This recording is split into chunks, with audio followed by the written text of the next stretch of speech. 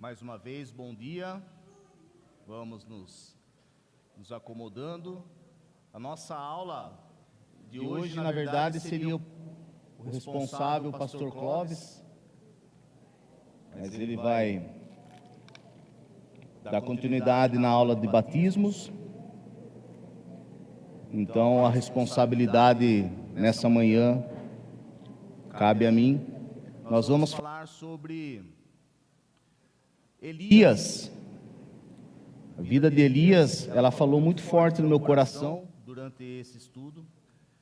E é interessante, irmãos, que a palavra de Deus usa personagens para que a gente possa acabar se identificando com a vida desses personagens. E Elias, eu pude me identificar muito com a vida de Elias, e eu acredito que nessa manhã todos nós aqui vamos acabar nos identificando com essa lição, até porque quando nós abrimos a palavra do Senhor, ela fala de acordo com a necessidade de cada um de nós.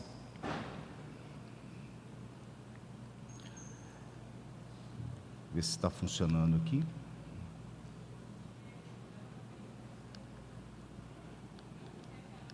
Eu acho que eu vou ter que...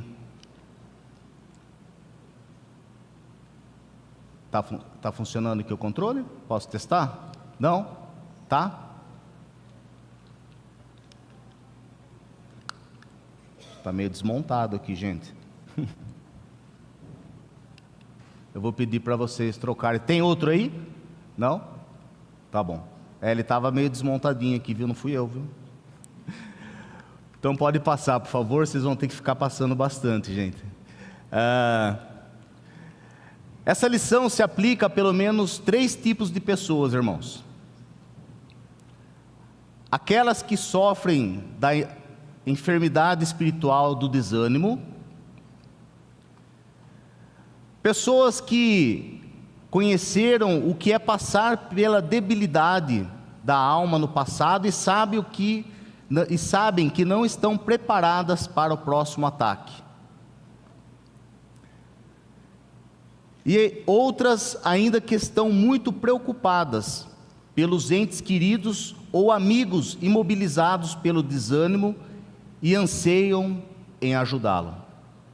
Conseguiram se identificar em algum desses?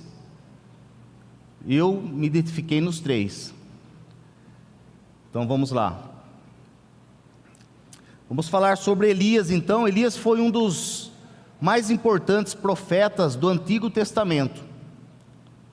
E em 1 Reis 16, 3 e 33, nós vamos fazer a leitura sobre a apostasia em Israel e o reinado de Acabe. Elias foi chamado por Deus para ser profeta numa época de crise em Israel, para confrontar a idolatria durante o reinado de Acabe, que, influenciado por sua esposa Jezabel, estabeleceu o culto a Baal. Então abram suas Bíblias, seus aplicativos. Deixe já aberta em 1 Reis 16, 30 ao 33 inicialmente, que diz assim: Acabe, filho de Onri, fez o que o Senhor reprova, mais do que qualquer outro antes dele. Ele não apenas achou que não tinha importância cometer os pecados de Jeroboão, filho de Nebate, mas também se casou com Jezabel, filha de Etibal, rei dos Sidônimos, e passou a prestar culto a Baal e a adorá-lo no templo de Baal, que ele mesmo tinha construído em Samaria. Acabe ergueu um altar para Baal, fez também um poste sagrado. Ele provocou a ira do Senhor, o Deus de Israel, mais do que todos os reis de Israel antes dele. Então, o simples fato de nós tirarmos o foco em Deus e adorarmos qualquer outra coisa a não ser a Deus em primeiro lugar, já entristece, já provoca a ira do Senhor. A próxima, por favor. Chamado e a missão de Elias. Elias foi enviado para desafiar essa apostasia e restaurar a fé em Yahvé, o verdadeiro Deus de Israel. E essa foi a primeira palavra profética de Elias para o rei Acabe, anunciando a seca como um julgamento divino. Então, no versículo 1 do capítulo 17, diz assim: Ora, Elias de Tisbe, em Gileade, disse a Acabe: Juro pelo nome do Senhor, o Deus de Israel, a quem sirvo, que não cairá orvalho nem chuva nos anos seguintes, exceto mediante a minha palavra. Então Elias chega diante ali do rei Acabe e diz que não vai mais chover, não cairá nem orvalho, nem uma gota de água. Só que antes disso, pode passar o próximo. Antes disso, o Senhor prepara Elias para que possa confiar completamente no seu poder. O Senhor cuida de Elias. O Senhor pega Elias e pede para que ele saia daquele lugar e seja cuidado. Então, nos próximos meses seguintes, o Senhor preparou Elias para uma batalha decisiva. Deus o enviou ao leste do Jordão, onde Elias pôde constatar que o Senhor poderia satisfazer a todas as suas necessidades. Ele foi alimentado por corvos que lhe trazia pão e carne. Então vamos abrir lá, já está aberto, né? Que são os próximos versículos aqui, versículo 2 do 17, diz assim: Depois disso a palavra do Senhor veio a Elias: Saia daqui, vá para o leste e esconda-se perto do riacho de Querite, a leste do Jordão. Você beberá do riacho, e dei ordens aos corvos para o alimentarem lá. Ele fez o que o Senhor lhe tinha dito, foi para o riacho de Querite, a leste do Jordão, e ficou lá. Os corvos lhe traziam pão e carne de manhã, e à tarde, e ele bebia a água do riacho. Então, acontecendo todas aquelas coisas, né? A seca ali onde o rei Acabe estava, e Deus pede então para que Elias fosse para outro lugar, e Deus cuida de Elias. Deus providencia Elias aquela água do riacho. Deus providencia também para que não faltasse comida para Elias, e também para que Elias pudesse entender que é Deus que está cuidando da sua vida. Então, e está preparando, né, a Elias. Pode passar o próximo. Deus continua fortalecendo Elias. Deus continua fortalecendo na sua fé, fortalecendo que Elias poderia confiar num Deus do impossível, num Deus que tomaria conta dele, não deixaria que nada faltasse para ele, e que Deus estaria sempre à frente de Elias, cuidando para que tudo que Elias fosse fazer mais para frente, fosse Deus que estivesse o enviando. Então, fortalecendo a sua fé, em seguida Elias foi conduzido a Sarepta, uma cidade de Sidom, onde ficou sob os cuidados de uma viúva. O Senhor multiplicou milagrosamente os escassos recursos da mulher, de modo que ela pôde alimentar o profeta. Depois, como confirmação da mão do Senhor sobre ele, Elias recebeu poder para curar o filho da viúva e trazê-lo de volta à vida. Então, o que Deus faz aqui? Deus começa a trabalhar a alta confiança de Elias, mas não nele só, saber que Deus estava o usando. Então Deus cuida de Elias, Deus começa a providenciar algumas coisas, não deixou que nada faltasse para ele, para a sua vida física, para a sua alimentação, e agora também ele vai ajudar outras pessoas, para que outras pessoas também possam enxergar o Deus de Elias através da sua vida. Então vamos ler aqui do Reis 17, do 7 em diante. Algum tempo depois, o riacho secou por falta da chuva. Então a palavra do Senhor veio a Elias: vá imediatamente para a cidade de Serepta, de Sidom, e fique por lá. Ordenei a uma viúva daquele lugar que lhe forneça comida. E ele foi. Quando chegou à porta da cidade, encontrou uma viúva que estava colhendo gravetos. Ele a chamou e perguntou: pode me trazer um pouco d'água numa jarra para eu beber? Enquanto ela ia buscar água, ele gritou: por favor, traga também um pedaço de pão. Mas ela respondeu: juro pelo nome do Senhor, o teu Deus, que não tenho nenhum pedaço de pão, só um punhado de farinha num jarro e um pouco de azeite numa botija. Então, colhendo uns dos gravetos para levar para casa, prepara uma refeição para mim e para meu filho, para que comamos e depois morramos. Elias, porém, lhe disse: não tenha medo, vá para casa e faça o que eu disse, mas primeiro faça um pedaço de bolo com o que você tem e traga para mim, e depois faça algo para você e para seu filho. Pois assim diz o Senhor, o Deus de Israel: a farinha na vasilha não se acabará, e o azeite na botija não se secará, até o dia que o Senhor fez chover sobre a terra. Versículo 15. Ela foi e fez conforme Elias lhe dissera, e aconteceu que a comida durou muito tempo para Elias e para a sua família, pois a farinha na vasilha não se acabou, e o azeite na botija não se secou, conforme a palavra do Senhor proferida por Elias. Algum tempo depois, o filho da mulher, dona da casa, ficou doente, foi piorando e finalmente parou de respirar. E a mulher reclamou a Elias: que foi que te fiz, homem de Deus? Vieste para lembrar-me do meu pecado e matar o meu filho? Dê-me seu filho, respondeu Elias. Ele o apanhou nos braços dela, levou-o para o quarto de cima onde estava hospedado e o pôs na cama. Então clamou ao Senhor: ó Senhor meu Deus, trouxesse também desgraça sobre essa viúva com quem estou hospedado, fazendo morrer o seu filho? Então ele se deitou sobre o menino 3 vezes e clamou ao Senhor: ó Senhor meu Deus, faze voltar à vida este menino.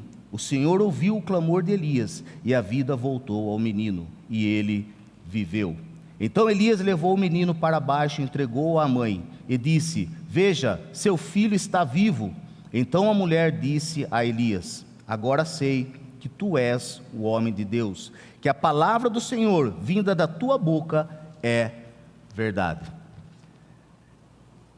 Esse texto mostra a confiança que Elias já estava em Deus, mas ao mesmo tempo ele acaba aqui interrogando a Deus: por que essa desgraça está acontecendo aqui, né?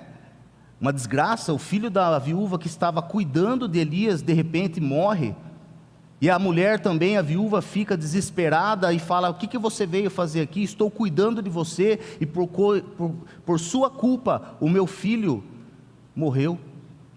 Aí Elias então, ele pega aquele menino e leva para o seu quarto, os seus aposentos, e o coloca na cama e pergunta para Deus por que estava acontecendo aquilo.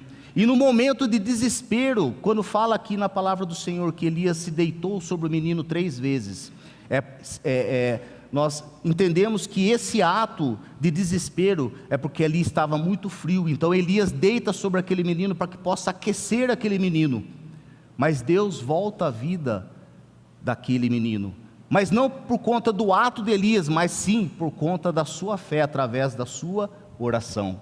Nós vemos que quando Elias faz isso, e ele ora a Deus, Deus volta novamente a vida daquele menino. E nós temos algo interessante aqui, que diz que a primeira ocasião de uma ressurreição dentre os mortos registrada nas Escrituras foi essa, a ressurreição desse menino. Isso é uma curiosidade para nós, né, irmãos? Pode passar o próximo. A missão de Elias pode ser vista como um chamado para nos posicionarmos contra as influências negativas ao nosso redor, que podem nos afastar de Deus. Muitas vezes nós passamos por problemas, dificuldades e momentos que nós acabamos nos distanciando de Deus por falta da fé. Como Elias, podemos confiar no poder de Deus, mesmo diante da resistência e dos desafios que parecem ser impossíveis de superar. Aquele momento que Elias pega aquele menino nas suas mãos, é um momento de desespero, é um momento onde Elias, pela sua fé, por crer num Deus que tinha já o sustentado, ele pega aquele menino e coloca diante do Senhor, algo impossível humanamente de se dizer, de superar. Pode passar o próximo? Nada pode acontecer por meio de nós, sem antes ser transformados em nós. Nós não podemos fazer nada, se nós não sermos transformados através de Deus. Essa transformação é algo que parte de Deus para o nosso coração, parte da nossa humildade, do nosso ser arrogante, humano, de dizer que sem Deus nós não somos nada e que dependemos de um Deus para que seja realizado tudo em nossas vidas, não só aquilo que a gente acha que pode fazer.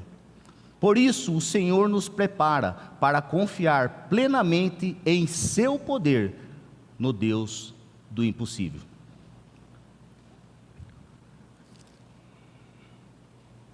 Primeira Reis 18, 1 e 2 diz assim: depois de um longo tempo, no terceiro ano da seca, a palavra do Senhor veio a Elias: vá apresentar-se a Acabe, pois enviarei chuva sobre a terra. E Elias foi. Então depois de 3 anos, Deus chama Elias de novo e fala assim: agora você vai lá se apresentar para o rei novamente, e com uma outra missão, com uma nova missão. Elias enfrenta o rei Acabe, os profetas de Baal. No Monte Carmelo, Elias desafia os profetas de Baal para uma batalha que prova quem é o verdadeiro Deus. Deus envia fogo para consumir o sacrifício de Elias, demonstrando sua soberania e poder. Então nós vamos ler esse texto agora, um pouco extenso, irmãos, mas a aula é assim, nós temos que ler a palavra de Deus. E o texto vai nos mostrar, vai nos dar a perspectiva do que aconteceu exatamente nesse momento. Então 18, do 17 ao 40. Quando viu Elias, disse: é você mesmo, perturbador de Israel. Acabe, quando olha para Elias, diz isso: é você mesmo, perturbador de Israel. Não tenho perturbado Israel, Elias respondeu, mas você e a família do seu pai têm. Vocês abandonaram os mandamentos do Senhor e seguiram os Balaíns. Agora, convoque todo o povo de Israel para encontrar-se comigo no Monte Carmelo, e traga os 450 profetas de Baal e os 400 profetas de Aserá, que comem à mesa de Jezabel. Acabe convocou então todo Israel e reuniu os profetas no Monte Carmelo. Elias dirigiu-se ao povo e disse: até quando vocês vão oscilar para um lado e para o outro? Se o Senhor é Deus, sigam-no, mas se Baal é Deus, sigam-no. O povo, porém, nada respondeu.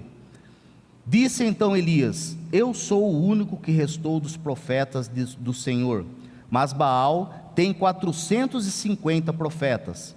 Tragam 2 novilhos, escolham um deles, cortem em pedaço e o ponham sobre a lenha, mas não acendam fogo.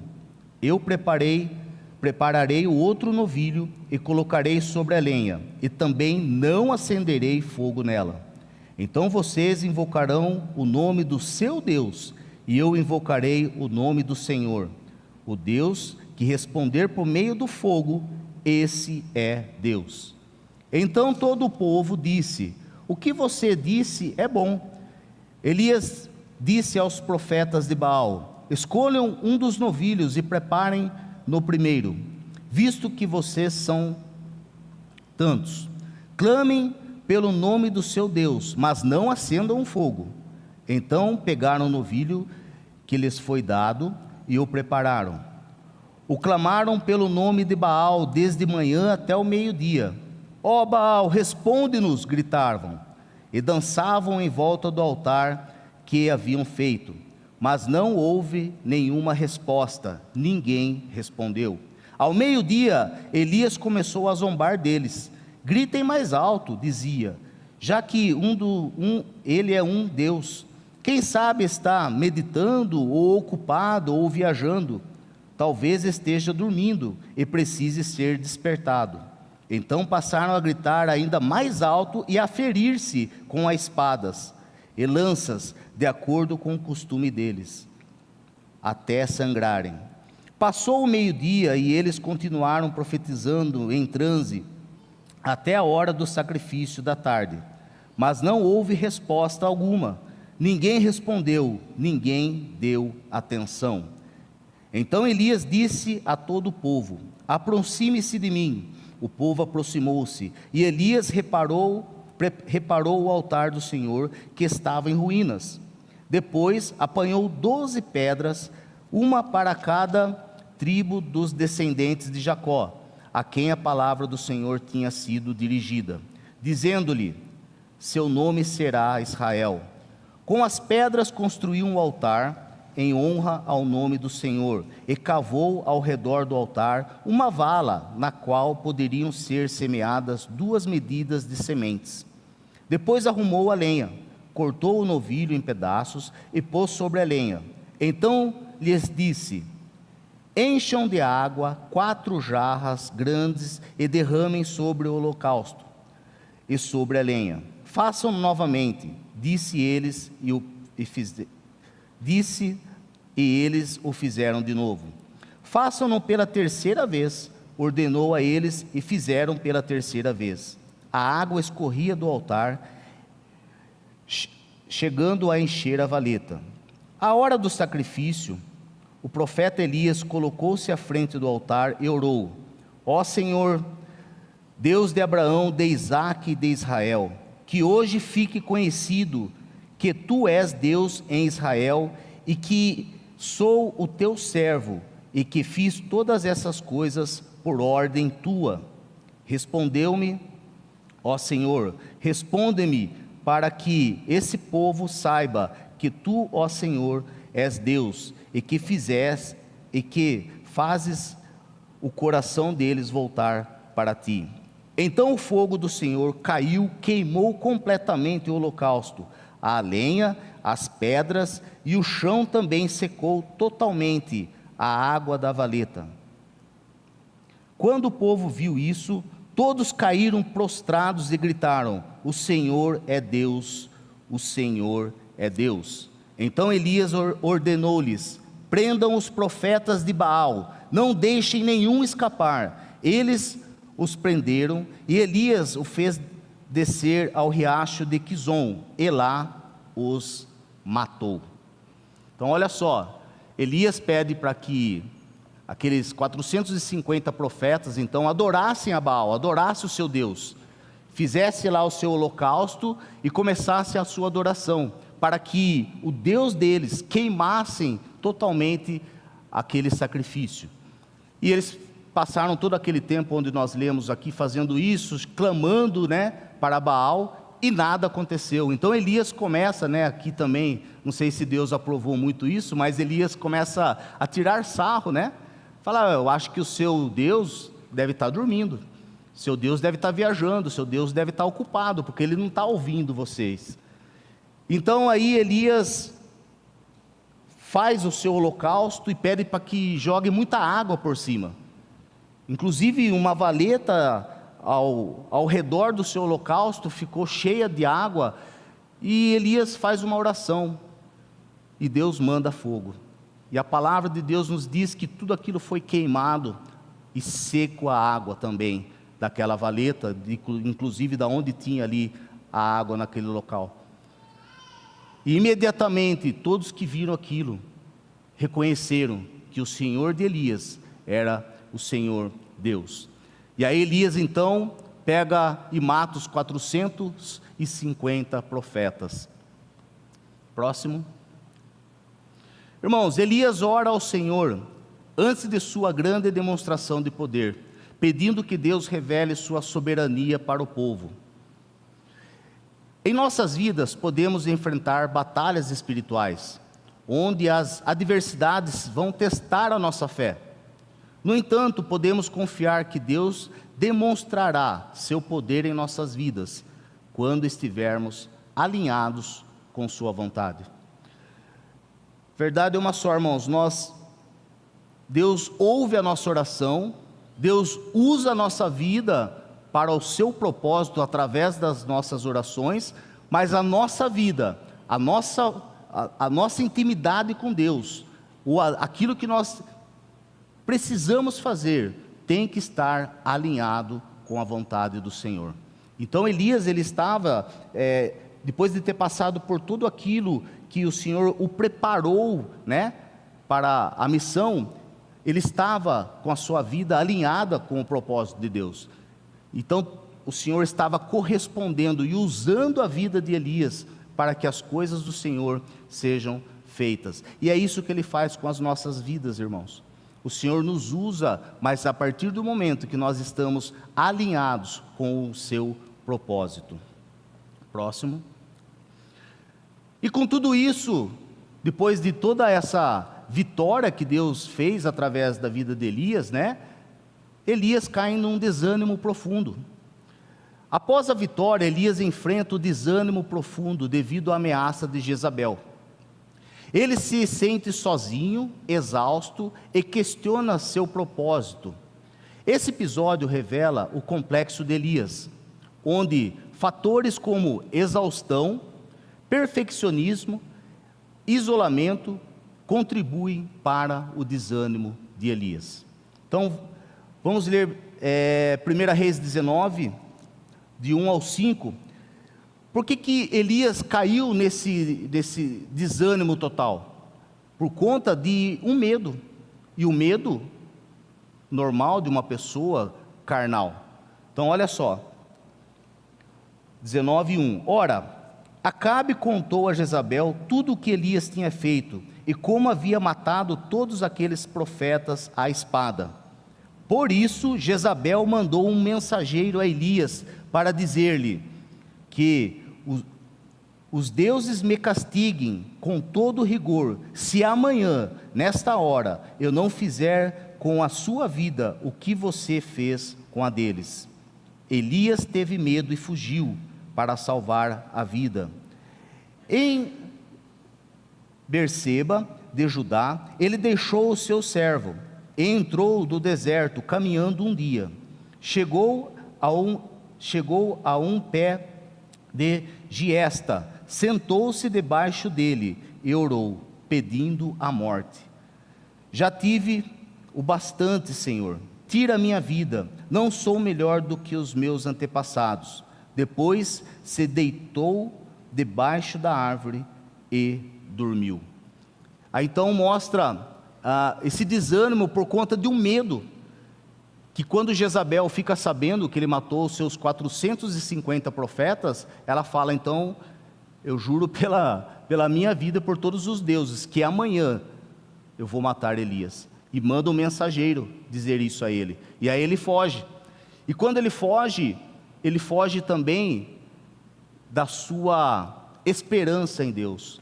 Quando ele foge para o deserto, ele acaba se esquecendo que Deus é que está à frente de todas as coisas. Ele acaba se esquecendo que Deus é que proporcionou tudo aquilo, e que nesse momento de vitória, Deus não iria deixá-lo sozinho. Mas então ele pega e vai para o deserto, e ele então faz uma oração. Senhor, eu não sou melhor do que os meus antepassados, então eu prefiro morrer. E ele começa a se comparar aos seus antepassados. Mas nós temos que entender, irmãos, que nós somos únicos. E o Senhor usa cada um de nós da maneira que Ele quer. Ele capacita cada um de nós conforme a sua vontade, e não conforme a nós ficarmos reparando se somos igual a um, se somos iguais aos outros, ou não sou melhor do que esse, não sou melhor do que aquele, mas nós não somos melhores que ninguém, porque quem nos capacita é Deus. E nesse momento Elias esquece disso, e ele pede a morte. Então vamos ver. Próximo. Essa passagem mostra o estado emocional de Elias, sua sensação de solidão e o peso do ministério. Elias, em desânimo profundo, pede a morte, expressando sua exaustão e desesperança. Enfrentamos momentos de desânimo e esgotamento. O cuidado físico e emocional é necessário para que possamos continuar a obra de Deus. É importante lembrar que não estamos sozinhos. Deus está conosco, mesmo nos momentos de maior fraqueza. O Senhor conhece as nossas limitações, o Senhor conhece as nossas fraquezas, e eu fico imaginando o que o Senhor, naquele momento em que Elias pede a morte, como é que o Senhor age na vida de Elias, e é isso que nós vamos ver nesse momento. Próximo, por favor. A cura de Deus para Elias. Deus responde ao desânimo de Elias com descanso, alimento e instrução. Então, mais uma vez, o Senhor cuida de Elias, o Senhor vai ao encontro de Elias, Ele permite que Elias se fortaleça fisicamente e espiritualmente antes de enviar novamente a mais uma missão. Deus também lhe revela que ele não está sozinho, pois há cerca de 7.000 pessoas que também não adoraram a Baal. Então vamos ver essa passagem, 19, 6 a 18.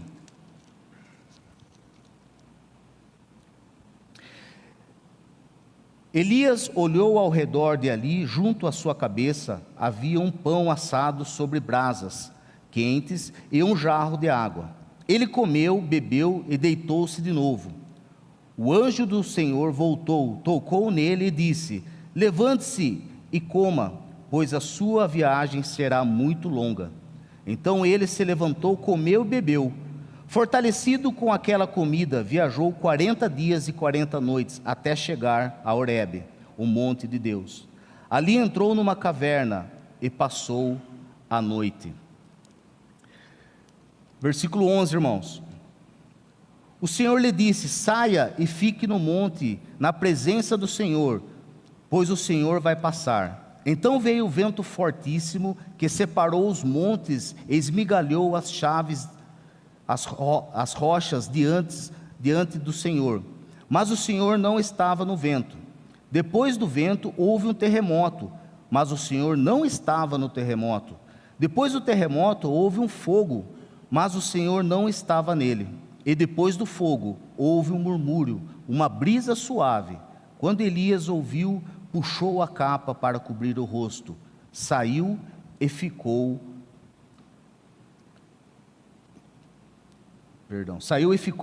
à entrada da caverna. Na verdade, aqui, quando ele ouve o sussurro do Senhor, ele sentiu a presença do Senhor.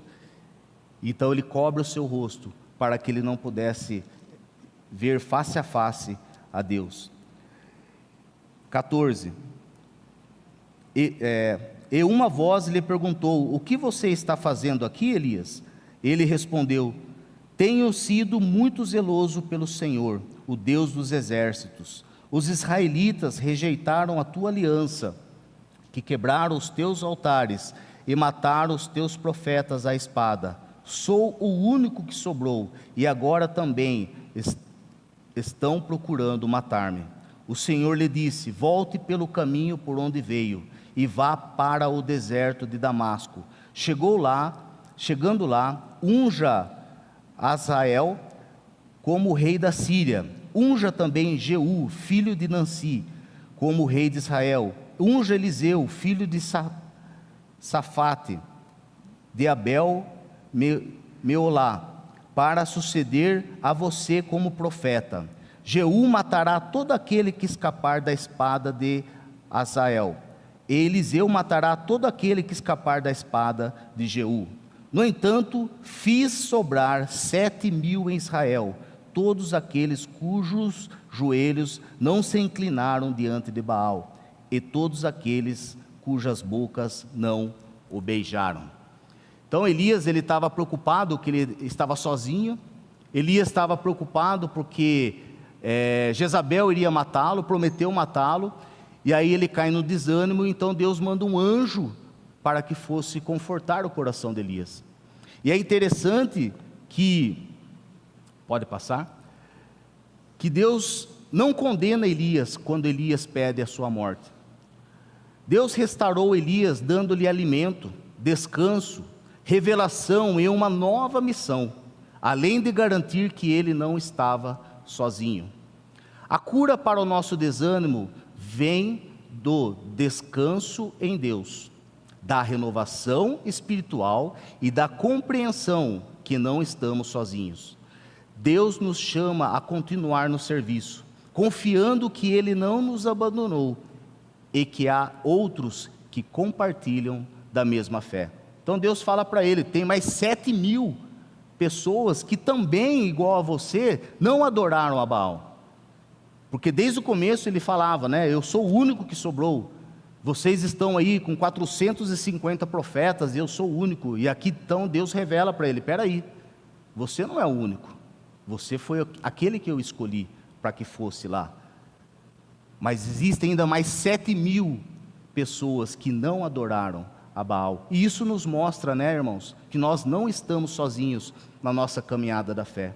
Nós não estamos sozinhos no nosso ministério. Nós não estamos sozinhos naquilo que Deus nos colocou para fazer. Existem outras pessoas que compartilham da mesma fé, que nos fortalece através da oração, através de caminhar junto, através de compartilhar também os seus problemas, os seus desgastes, e saber que nós temos um Deus único e que Ele pode conduzir a cada um de nós pelos caminhos que Ele achar melhor.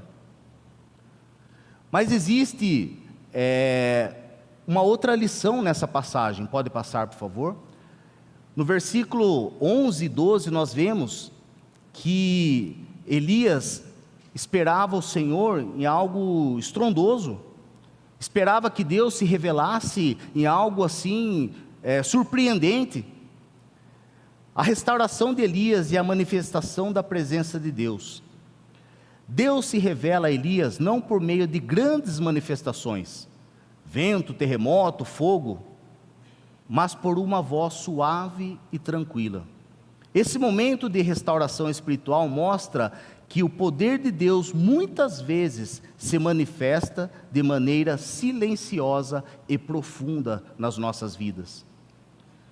Irmãos, muitas vezes nós oramos a Deus e queremos algo, na maioria das vezes, muito sobrenatural, ou algo que nós possamos ver e confiar e realmente Deus respondeu. Então nós ficamos esperando e muitas vezes Deus já respondeu a nossa oração de uma maneira sutil, de uma maneira silenciosa, de uma maneira mais calma do que está aos nossos corações, ou de uma maneira que nos surpreende, porque apesar de Deus ser soberano, está sobre todas as coisas, muitas vezes Ele já nos respondeu e nós passamos por despercebido.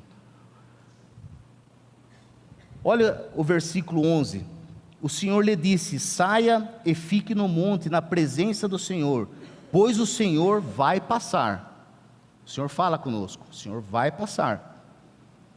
Então veio um vento fortíssimo, que separou os montes e esmigalhou as rochas diante do Senhor, mas o Senhor não estava no vento. Depois do vento houve um terremoto, mas o Senhor não estava no terremoto. Depois do terremoto houve um fogo, mas o Senhor não estava nele. E depois do fogo houve um murmúrio de uma brisa suave. E aí foi então que Elias percebeu a presença do Senhor. Sabe que isso nos ensina, irmãos? Nós temos que estar sensíveis à voz de Deus. Isso se dá através da nossa comunhão com o Senhor. Isso se dá através do de nos humilharmos diante do Senhor e esperar a voz suave do Pai. Próximo. Deus não se revela a Elias através de manifestações poderosas, mas sua presença é sentida na suave voz ao final. Uma lição de que a força de Deus muitas vezes se revela de maneira calma e silenciosa. Próximo. Precisamos estar atentos à voz suave de Deus, que muitas vezes vem em momentos de quietude e reflexão. A restauração espiritual nem sempre acontece de forma espetacular, mas através de uma experiência íntima e pessoal com Deus. Buscar a presença do Senhor, estar sensível à voz do Senhor. Às vezes eu fico me perguntando, talvez quantas e quantas vezes Deus falou comigo, ou respondeu aquilo que eu precisava ouvir, minha pergunta, ou esclareceu aquilo que eu precisava entender, e na correria do terremoto do dia a dia, no calor que faz essa cidade, aqui no fogo de Piracicaba, e nós olhamos mais ao nosso redor, e deixamos de sentir a presença de Deus falando conosco a todo instante. Muitas vezes nós deixamos de receber bênçãos, nós deixamos de receber aquilo que o Senhor tem preparado de melhor para nós, por conta de ficarmos limitados nas circunstâncias dessa vida. E então Elias tentou achar Deus no terremoto, tentou achar Deus no fogo, tentou achar Deus no vento que partiu rochas, e aí então Deus fala com ele, com a sua voz suave, na quietude do coração de Elias. Então muitas vezes, irmãos, nós temos que aquietar o nosso coração. O Senhor nos prepara, o Senhor nos leva, o Senhor nos conduz, o Senhor nos dá a vitória, para a honra e glória dEle. E no meio dessa loucura nós acabamos ficando aflitos, com os nossos sentimentos carnais, com as nossas vontades humanas, e aí Deus está falando no nosso ouvido, e nós não estamos percebendo aquilo que Deus quer falar para nós. Aquiete o seu coração. Talvez nessa manhã você chegou aqui com 1 milhão de problemas, com muitas dificuldades ou tensões da sua vida, e é normal, nós passamos por isso, mas aquiete o seu coração, Deus quer falar com você. E nós podemos, nessa história de Elias, tirar várias aplicações e algumas lições. Pode passar o próximo, por favor.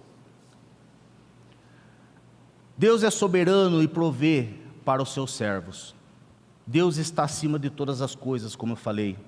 Mesmo em tempos difíceis, Deus sustentou Elias de maneiras milagrosas. Corvos vieram trazer comida para Elias, o riacho ali que não secou, onde Elias estava, tudo estava seco, e Deus providenciou, e é isso que Ele faz para as nossas vidas.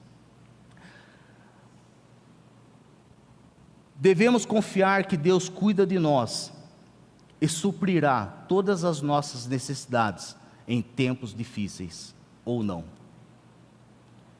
Deus não se apresenta a nós somente em tempos difíceis, é que tempos difíceis nós podemos, talvez entender, através da nossa fé, que Deus está ali, mas Deus está cuidando de nós, nos livrando de tanta coisa que poderia acontecer, e nós nem ao menos imaginamos que tivemos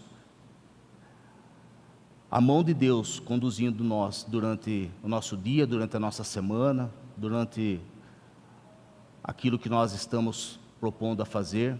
É Deus que vai à frente, é Deus que nos conduz, Ele cuida de nós. A verdadeira adoração pertence somente a Deus. Aí vai aquilo que eu digo, que nós temos que todos os dias analisar a nossa vida, analisar o nosso coração, analisar aquilo que nós temos colocado em primeiro lugar na nossa vida. Só o Senhor é Deus. Todas as outras coisas que estão acima de Deus na nossa vida é Baal. Precisamos avaliar nossas vidas e garantir que Deus ocupa o primeiro lugar sempre. E isso é bíblico. Se nós deixarmos algo, seja a nossa capacidade humana, seja o nosso dinheiro, seja a nosso status, a nossa profissão, estar acima de Deus, todas essas coisas são ídolos para a nossa vida. Mas quando nós colocamos Deus em primeiro lugar, e a palavra é clara, buscai o reino de Deus em primeiro lugar, e todas as outras coisas vos serão acrescentadas, Ele promete não deixar faltar nada. Então temos que analisar que a nossa verdadeira adoração, em primeiro lugar, e é o único lugar, tem que ser em Deus. Após grandes vitórias espirituais, podemos enfrentar ataques e desânimos. Irmãos, foi o que aconteceu com Elias. Ele venceu através da força do Senhor, que o preparou, que o conduziu, que deu a vitória, e depois, por causa de uma palavra, de uma mensagem de alguém que ele já tinha vencido, ele se desanimou. E muitas vezes somos assim, irmãos. Nos preparamos para grandes campanhas, nos preparamos para grandes missões, nos preparamos para algo que nós colocamos diante do Senhor para que o Senhor conduza, e quando nós conseguimos aquilo que nós queremos, nós acabamos nos relaxando, e aí vem o desânimo, aí vem os ataques espirituais. Elias caiu em desânimo profundo ao ser ameaçado por Jezabel. Precisamos estar preparados para desafios espirituais depois de momentos de vitória. O cansaço, a exaustão pode nos levar a desânimo e ao isolamento. Então é essencial cuidar do nosso descanso e da nossa saúde emocional. Irmãos, nós somos limitados. Nós somos pessoas que dependem de alimento, dependem de descanso, dependemos de nos preparar fisicamente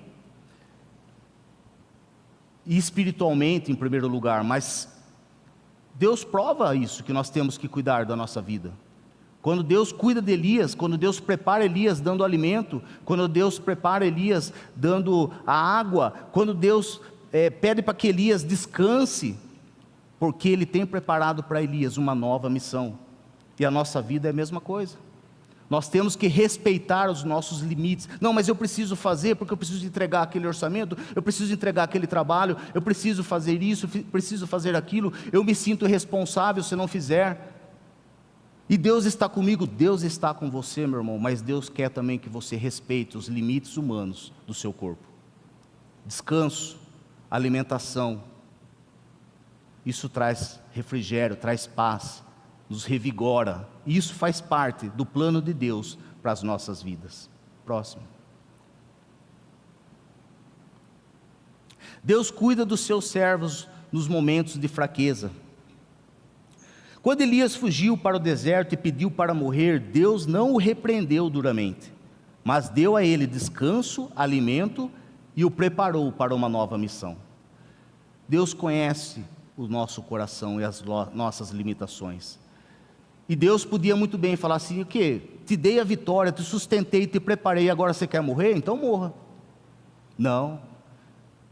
Deus conhece os nossos sentimentos, as nossas limitações, as nossas fraquezas. Então Ele vem de encontro com Elias e o prepara novamente para uma nova missão. E é isso que acontece com as nossas vidas, irmãos.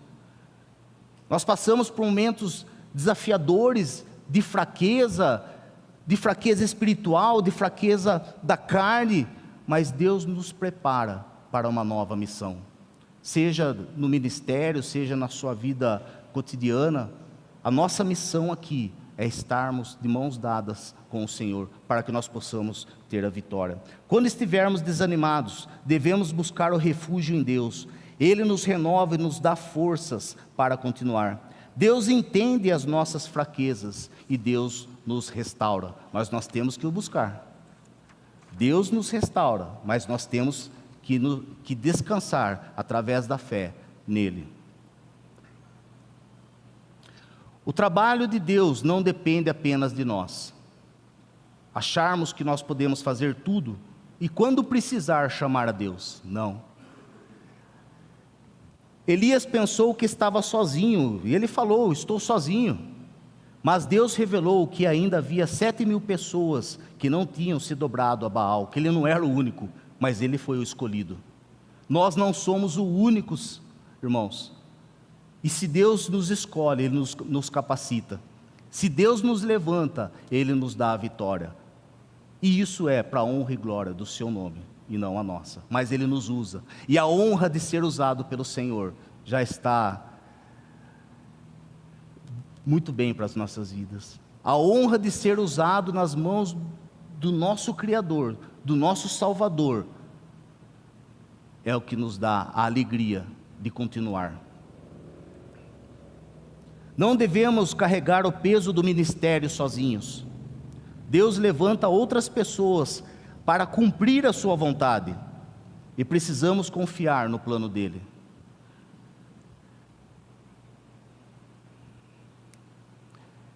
E a nossa última aplicação: Deus se revela de maneiras inesperadas, né? Deus não apareceu para Elias no terremoto, no vento, no fogo, mas Ele apareceu num sussurro suave da sua voz. Precisamos aprender a ouvir a Deus no silêncio do nosso coração, na oração da sua palavra, e não apenas esperar manifestações extraordinárias. Nós temos que aprender a estar sensíveis a ouvir o que Deus quer nos falar, e a ouvir a voz de paz que vem do nosso Senhor. E para finalizar,